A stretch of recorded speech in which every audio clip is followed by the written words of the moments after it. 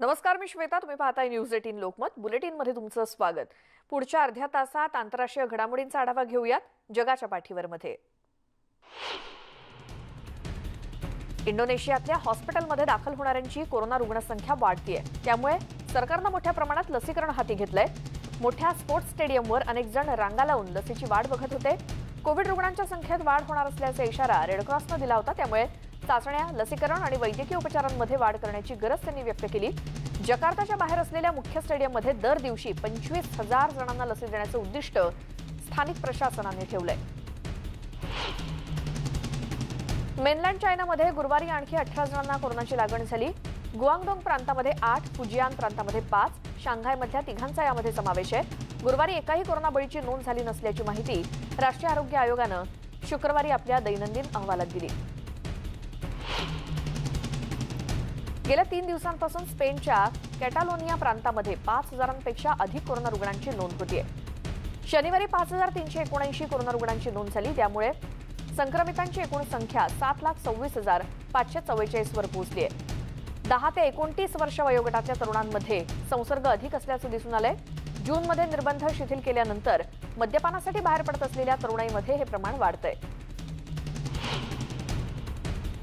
San फ्रान्सिस्कोच्या बे area प्राणी संग्रहालयामध्ये प्रायोगिक लस वापरून प्राण्यांच्या प्रजातींचं संरक्षण करण्यासाठी त्यांना कोरोना प्रतिबंधात्मक लस दिली जाते. न्यू जर्सीमधील पशुवैद्यकीय औषध कंपनी झोएटिस यांनी हे डोस विकसित केलेत आणि प्राणी संग्रहालयाला दान केलेत. 70 प्राणी संग्रहालयातल्या प्राण्यांसाठी 11,000 डोसेस झोएटिस कंपनीनं दान केलेत. रशियात वाढत जाणाऱ्या कोरोना संक्रमणामुळे निर्बंध कडक केले जात आहेत. त्यामुळे अनेकांची लग्न रखडली आहेत. त्यामुळे निर्बंध अधिक कडक होण्याआधी अलेक्झांड्रा आर्सेन यांनी लग्नाचा निर्णय घेतला आणि मॉस्कोमध्ये संक्रमण वेगानं वाढते. त्यामुळे लग्नाला उपस्थित राहायचं असेल तर लसीकरण झालेल्या नागरिकांनाच प्रवेश दिला जातोय.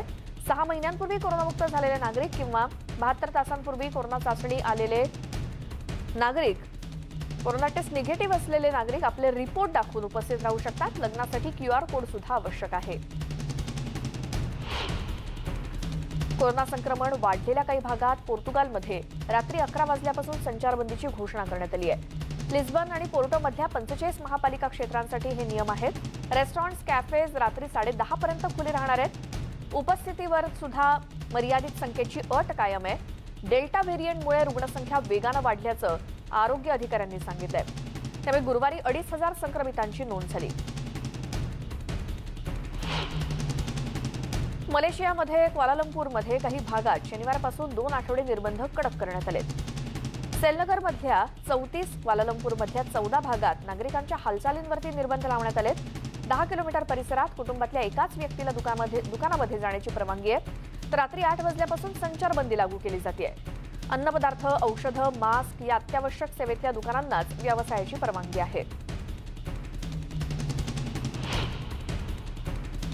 ऑस्ट्रेलियात न्यू साऊथ वेल्समध्ये शनिवारी स्थानिक संक्रमणातून 35 जणांना कोरोनाची लागण झाली. सध्याच्या आपत्कालीन स्थितीतली ही सर्वाधिक संख्या आहे. सिडनीतल्या 2 आठवड्यांचा लॉकडाऊन 9 जुलैला संपणार आहे. 24 तासात 56,000 जणांची कोरोना टेस्ट करण्यात आली. अनेक जण लस घेण्यासाठी रांगा लावत आहेत.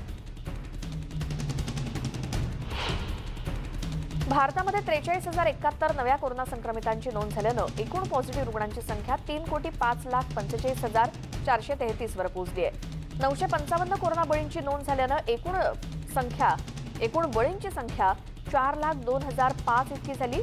तर 52,299 जणांना डिस्चार्ज मिळालेल्या एकूण नागरिकांची संख्या 2,96,58,078 वर पोहोचली आहे. देशभरात 4,85,350 कोरोना रुग्णांवर सध्या उपचार सुरू आहेत. देशभरात 35 कोटींपेक्षा अधिक नागरिकांचं लसीकरण पूर्ण झालंय. गेल्या 24 तासात 63,87,849 जणांचं लसीकरण झालं. एकूण आकडा 35,12,21,306 वर जाऊन पोहोचलाय. चीनच्या जगण्याच्या मूलभूत अधिकारांवर गदा आणण्याच्या वृत्तीला कंटाळून हाँगकाँगच्या काही नागरिकांनी ब्रिटनला कायमचं स्थलांतरित होण्याचा निर्णय घेतलाय. असेच काही नागरिक ब्रिटनला जाण्यापूर्वी अतिशय भावूक वातावरण दिसलं. आपले नातेवाईक, मित्रमंडळींना निरोप देणं या स्थलांतरितांना जड जात होतं.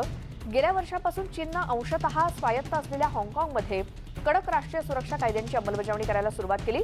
त्यामुळे तिथल्या सर्वसामान्यांच्या नागरी हक्कांवर मोठ्या प्रमाणात गदा आली आहे.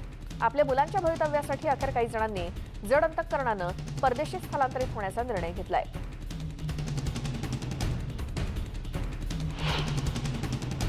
अमेरिका आणि कॅनडाच्या पश्चिम समुद्र किनाऱ्यावरील शहरांना उष्णतेच्या लाटेचा तीव्र तडाखा बसलाय. वॉशिंग्टन राज्यापासून ते ऑरेगॉन आणि अगदी ब्रिटिश कोलंबियापर्यंत उष्णतेच्या पाऱ्यानं उच्चांक मोडलाय. आतापर्यंत असलेल्या उच्च तापमानापेक्षा सरासरी 18 अंशांनी तापमान जास्त असल्याचा निष्कर्ष वॉशिंग्टनमधील नॅशनल वेदर सर्व्हिसेसच्या हवामान तज्ज्ञांनी काढलाय. कडक उन्हाळ्यामुळे या प्रदेशातील मूलभूत सुविधांवर सुद्धा परिणाम झालाय. स्पोकान शहरात रहिवाशांसाठी रुलिंग सेंटर्स सुरू करण्यात आली आहेत. घरी सतत एअर कंडिशनर्स सुरू आहेत. पॅसिफिक नॉर्थवेस्ट कडून आलेल्या उष्णतेच्या लाटेमुळे सियाटलमधील अनेकांना हॉस्पिटलमध्ये दाखल व्हावं लागलंय. कॅनडा, ऑरेगॉन आणि वॉशिंग्टनमध्ये गेल्या काही दिवसात शेकडो मृत्यू झालेत. ऑरेगॉनमधल्या उष्णतेमुळे 60 पेक्षा जास्त जणांचा मृत्यू झाल्याची माहिती तिथल्या आरोग्य अधिकाऱ्यांनी दिली. गेल्या शुक्रवारपासून मल्टॉनमध्ये 45 जणांचे मृत्यू झाले, तर ब्रिटिश कोलंबियामध्ये शुक्रवार ते बुधवारमध्ये 486 अनपेक्षित मृत्यू झाल्याची माहिती मिळाली आहे. उत्तर कॅलिफोर्नियाच्या जंगलामध्ये लागलेल्या वणव्याला विझवण्यात अग्निशमन दलाच्या कर्मचाऱ्यांना काहीसे यश आलं. या वणव्यामध्ये काही घरं जळून खाक झाली आहेत, तर हजारो लोकांना इथून घरं रिकामी करायला लावली आहेत. माउंट शास्ता इथल्या जंगलामध्ये 3 वणवे लागले होते. सॉल्ट फायर इथल्या मालमत्तेचं मोठं नुकसान झालंय. एकाच परिसरातल्या जवळपास 12 इमारतींचं नुकसान झालंय आणि जवळपास 21 चौरस मीटरपर्यंत ही आग पसरली होती.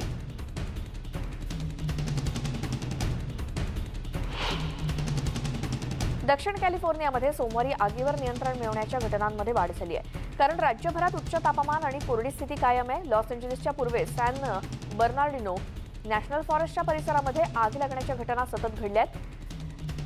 केएबीसी टीव्हीच्या अहवालानुसार अमेरिकेच्या फॉरेस्ट सर्व्हिस अग्निशमन दलाच्या जवानांनी आणि सॅन बर्नार्डिनो या काउंटी अग्निशमन विभागानं या आगीला नियंत्रणात ठेवण्यासाठी सर्वतोपरी प्रयत्न केले आणि आगीवर नियंत्रण मिळवण्यासाठी अग्निशमन दलाच्या जवानांनी शर्थीचे प्रयत्न केले. काही एकर परिसरामध्ये ही आग लागली होती.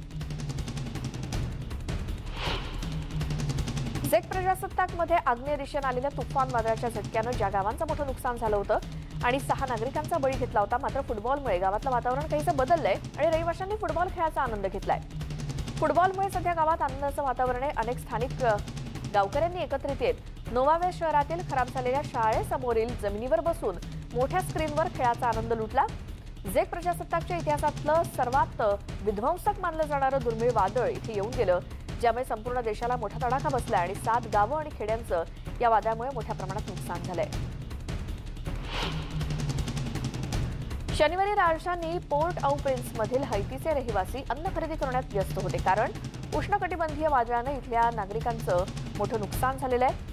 मुसळधार पाऊस, पूर आणि दरड कोसळण्याच्या घटनांमुळे रहिवाशांचं मोठं नुकसान झालंय, तर अजूनही पोर्ट ऑफ प्रिन्स पासून डोमिनिकन रिपब्लिकच्या दक्षिणेकडील सीमेपर्यंत चक्रीवादळाचा इशारा कायम आहे. नॅशनल चक्रीवादळ केंद्रानुसार हे वादळ क्युबाला जात आहे आणि मंगळवारी पहाटे फ्लोरिडामध्ये लँडफॉल होणार आहे. शनिवारी हैती आणि डोमिनिकन रिपब्लिकच्या दिशेने निघालेल्या चक्रीवादळाचा जोर काहीसा कमी झालेला दिसला, परंतु तरीही क्युबा आणि फ्लोरिडा इथे पूर आणि भूस्खलनाचा इशारा देण्यात आलाय. डोमिनिकन रिपब्लिकमध्ये रहिवाशांनी आवश्यक वस्तूंचा साठा करून ठेवा या सूचनांसोबतच अधिकाऱ्यांनी निर्वासित योजना सुद्धा तयार केलेल्या आहेत. हरिकेन वादळामुळे सेंट विन्सेंट आणि ग्रेनेडाइन्समध्ये मुसळधार पाऊस आणि तुफान वारा वाहत होता. नुकत्याच झालेल्या प्रचंड ज्वालामुखीच्या उद्रेकातून सावरत नाही तोच चक्रीवादळामुळे नागरिकांचं कंबरडं मोडलंय. सेंट विन्सेंटमध्ये अधिकाऱ्यांनी डझनभर निवारा केंद्र सुरू केली असून लोकांना घरं रिकामी करण्यास सांगण्यात येत आहे. हरिकेन वादळानं कॅरिबियन ओलांडून पुढे प्रवास केलेला आहे. शुक्रवारी बार्बाडोसला याचा मोठा तडाखा बसला आणि वादळाच्या माऱ्यामुळे परिसरातील अनेक घरांचं नुकसान झालं. इथल्या अधिकाऱ्यांनी सांगितलं की वादळामध्ये अडकलेल्या अनेक नागरिकांचे त्यांना फोन येत आहेत. कुणाचं घर पडलंय तर काही जण वीज आणि पाणी नाही म्हणून खोळंबलेले आहेत. बांगलादेशच्या दक्षिण समुद्र किनाऱ्यावरील कालाबोगी गावात समुद्राची पातळी वाढल्यानं ग्रामस्थांची घरं उद्ध्वस्त झाली आहेत. त्यांचा रोजगार बुडलाय. हे गाव जवळपास नामशेष होत चाललंय असं ब्रिटिश चॅनल स्काय न्यूजनं इथे प्रवास केल्यानंतर आणि इथल्या लोकांशी बोलल्यानंतर लक्षात आणून दिलं. आणि बंगालच्या उपसागरातील समुद्राची पातळी वाढणं याचाच अर्थ तिथल्या नद्यांच्या पाणी पातळीत वाढ होतेय. त्यामुळे नदीकाठच्या परिसराची धूप होते आणि त्याचा कालाबोगी गावावर विपरीत परिणाम होतोय. बांगलादेशातली परिस्थिती पाहता अनेक नागरिक राजधानी ढाक्याकडे निघालेत. गेल्या वर्षी पूरपरिस्थितीमुळे 40 लाख नागरिकांना स्थलांतर करावं लागलं होतं. समुद्र पातळीत वाढ झाल्यानं पाऊस आणि वादळाची तीव्रता वाढतेय. चांगल्या संधीच्या शोधात दररोज अंदाजे 2200 नागरिक स्थलांतरण करतायत. अमेरिकेतील फ्लोरिडामध्ये झालेल्या इमारत दुर्घटनेतील बळी आणि बेपत्तांना श्रद्धांजली म्हणून वाळूचं हृदयाच्या आकाराचं 6 फूट शिल्प तयार करण्यात आलं. मियामी गार्डन हॉटेलमधील 21 वर्षांच्या इसाक मिक या कर्मचाऱ्यानं केवळ रेक आणि त्याचं हँडल वापरून हे शिल्प तयार केलंय. 2 तासात त्यानं हे शिल्प बनवलंय. आपल्या वडिलांनी हा विषय सुचवल्याचं मिकनं सांगितलं. फ्लोरिडातल्या दुर्घटनाग्रस्त इमारतीचा उरलेला भाग आता पाडण्यात येणार आहे. वादळाच्या शक्यतेमुळे ही इमारत कोसळण्याचा धोका लक्षात घेता खबरदारीचा उपाय म्हणून हा निर्णय घेतला गेलाय. उष्णकटिबंधीय वादळ एल्सा येणाऱ्या काही दिवसांमध्ये धडकणार आहे आणि रचनात्मकदृष्ट्या असुरक्षित इमारत जमीनदोस्त करणं हाच पर्याय निवडण्यात आलाय. सिरियामध्ये शनिवारी सरकारच्या नियंत्रित प्रदेशातून केलेल्या हवाई हल्ल्यामध्ये सिरियाच्या शेवटच्या बंडखोर छावणीमध्ये कमीत कमी 8 नागरिक ठार झाले. यात लहान मुलांचा देखील समावेश आहे. नागरिक संरक्षण केंद्र, जलकेंद्र सुद्धा यावेळी नष्ट करण्यात आलं. दक्षिणेकडील इडली प्रांतातील बलियन गावामध्ये व्हाईट हेल्मेट्स नावाच्या बचाव सेवेच्या स्वयंसेवकांच्या घरी गोळीबार झाल्यानं 2 मुलांचा मृत्यू झाला. जपानला अतिमुसळधार पावसाच्या तडाख्यानं झोडपून काढलंय. टोकियोत झालेल्या अतिमुसळधार पावसामुळे सर्वत्र काळं पाणी आणि चिखल असं चित्र आहे. घरांचं मोठं नुकसान झालंय. 19 जण अजूनही बेपत्ता आहेत. या चिखलाखाली अनेक घरं दबलेली आहेत आणि दरड कोसळण्याच्या आणखी घटना घडण्याची शक्यता व्यक्त होते. या परिसरात घरं रिकामी करण्याच्या सूचना देण्यात आल्या आहेत. समुद्राखाली गॅस पाईपलाईन फुटल्यानं आगीच्या ज्वाळा भडकल्याचं बघायला मिळालं. मेक्सिकोतील तेल कंपनीनं याबाबत माहिती दिली. पेमेक्स या नावानं ही कंपनी ओळखली जाते. तर या दुर्घटनेत कुणालाही इजा झाली नसल्याचं कंपनीकडून सांगण्यात आलंय. शुक्रवारी पहाटे एका ड्रिलिंग प्लॅटफॉर्मपासून सुमारे 150 यार्डवर ही गॅस गळती झाली. सुमारे 5 तासांनंतर ही गॅस गळती नियंत्रणात आणल्याचं कंपनीनं म्हटलं. पाण्याखालील पाईपलाईनमधून गॅस गळतीनंतर मेक्सिकोच्या आखातीमध्ये सबक्वाटिक फायरबॉल विझवण्याचा प्रयत्न सुरू असलेला एका व्हिडिओ देखील समोर आलाय. आखाती देशातील ड्रिलिंग प्लॅटफॉर्मजवळ समुद्रातील पाण्याखालची गॅस पाईपलाईन फुटल्याचं मेक्सिकोच्या सरकारी मालकीच्या तेल कंपनीनं शुक्रवारी सांगितलं. पेट्रोलियस मेक्सिकोनं अग्निशमन दलाच्या नौका आगीवरती नियंत्रण मिळवण्यासाठी रवाना केल्यानंतर तब्बल 5 तासांनी आगीवर नियंत्रण मिळवलं गेलं. इथे एक छोटासा ब्रेक घेतोय. आंतरराष्ट्रीय घडामोडी पाहत राहूस, मात्र ब्रेक नंतर पाहत राहा न्यूज 18 लोकमत.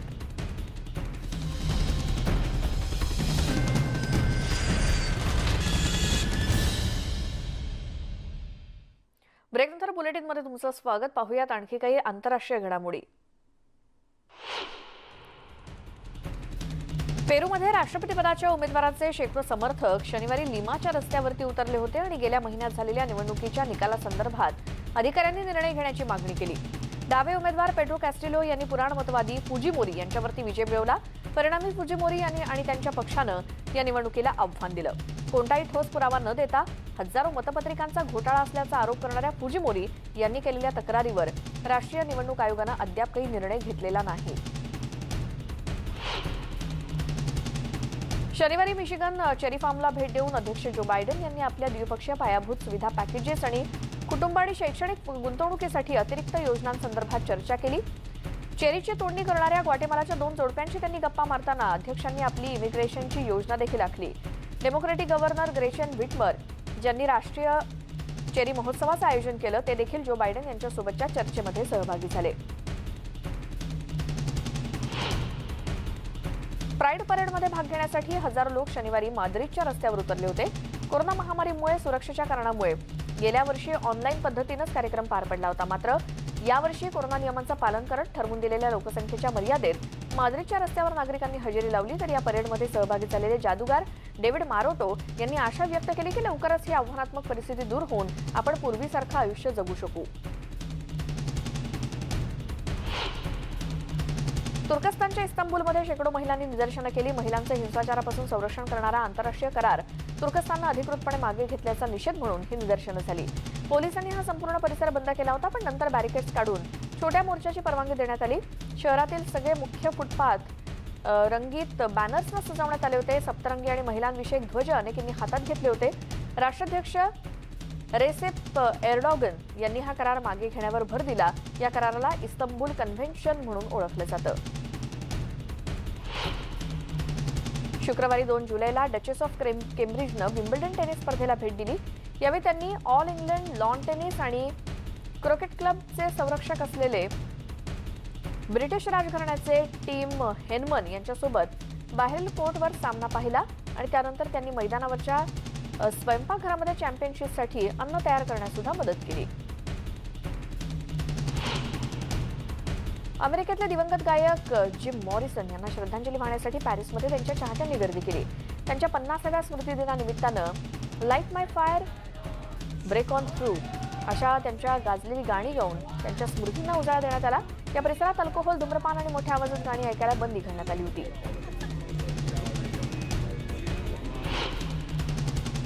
लंडनमधील क्रायडॉन बॉक्स पार्कवर चाहत्यांमध्ये आनंदाचं वातावरण होतं, कारण शनिवारी इंग्लंडनं रोममधील स्टॅडिओ ऑलिम्पिकोमध्ये युक्रेनला 4-0 असं पराभूत करून युरो 2020च्या उपांत्य फेरीमध्ये स्थान मिळवलं.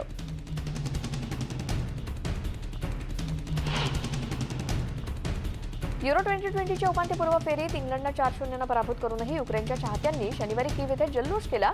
कॅप्टन हॅरी केननं इंग्लंडला रोमच्या स्टॅडिओ ऑलिम्पिको इथे आघाडी मिळवून दिली, पण बचावपटू सेरी हा हाफ टाइमच्या 10 मिनिटांपूर्वी जखमी झाला आणि युक्रेनला आणखी एक धक्का बसला. त्यानंतर इंग्लंडनं दुसऱ्या हाफच्या सुरुवातीच्या टप्प्यात 2दा गोल नोंदवला आणि हॅरी मॅग्युअर आणि केन हेडर्सच्या जोडीनं जॉर्डन पिकफोर्डनं 3 लायन्ससाठीच्या पहिल्या गोलच्या जोरावर आपल्या विजयावर शिक्कामोर्तब केलं.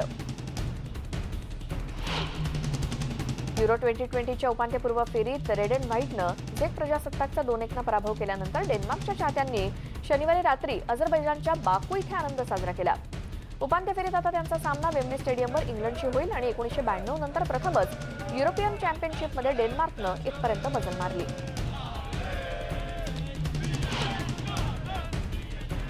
शनिवारी युरो 2020 मध्ये झालेल्या उपांत्य फेरीच्या सामन्यात डेन्मार्कनं झेक रिपब्लिकला पराभूत करण्यासाठी कोपनहेगनमधील चाहत्यांनी तशी इच्छा व्यक्त केली होती आणि शनिवारी अझरबैजानच्या बाकू इथे झेक प्रजासत्ताकवर 2-1 विजय मिळवल्यानंतर डेन्मार्कनं 2020 युरोपियन चॅम्पियनशिपच्या उपांत्य फेरीमध्ये प्रवेश केलाय. शनिवारी झेक रिपब्लिक आणि डेन्मार्क यांच्यामध्ये झालेल्या युरो 2020च्या क्वार्टर फायनल सामन्यापूर्वी अझरबैजानमधील बाकू ऑलिम्पिक स्टेडियमच्या आत सुरक्षा रक्षकांनी एका चाहत्याकडून इंद्रधनुष्य ध्वज जप्त केला. खेळापूर्वी सराव सामन्यादरम्यान डेन्मार्कचे फॅन्स बसलेल्या ठिकाणी हा ध्वज दिसू लागला. 2 सुरक्षा कर्मचारी आतमध्ये गेले आणि त्यांनी त्यातल्या एकानं हा ध्वज ताब्यात घेतला.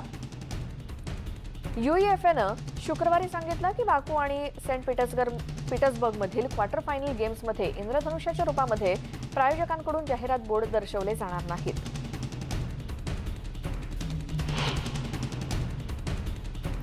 या बातम्यांसोबतच जगाच्या पाठीवर आमच्या विशेष बुलेटिनमध्ये आपण इथेच थांबतोय. मात्र या सगळ्या बातम्या जर पुन्हा पाहायच्या असतील तर आमच्या न्यूज 18 लोकमतच्या YouTube चॅनलला सबस्क्राईब करा आणि फेसबुक आणि ट्विटरवरती आम्हाला फॉलो करा.